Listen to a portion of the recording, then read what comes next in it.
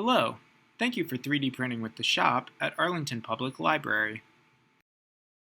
Once the print you submitted has completed, you will receive an email with instructions on retrieving the item from the first floor circulation desk, as well as the cost.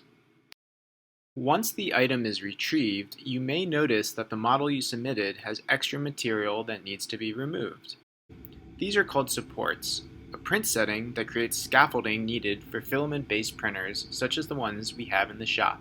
Despite the scaffolding created from supports being necessary for successful prints, they can also make 3D prints unusable depending on the size and complexity of the submitted model.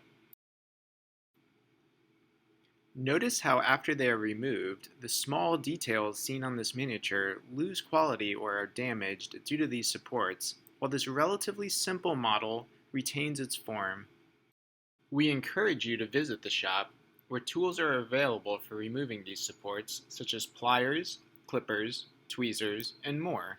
This is also a good opportunity to talk with the staff about which printer and settings were used for this print and why.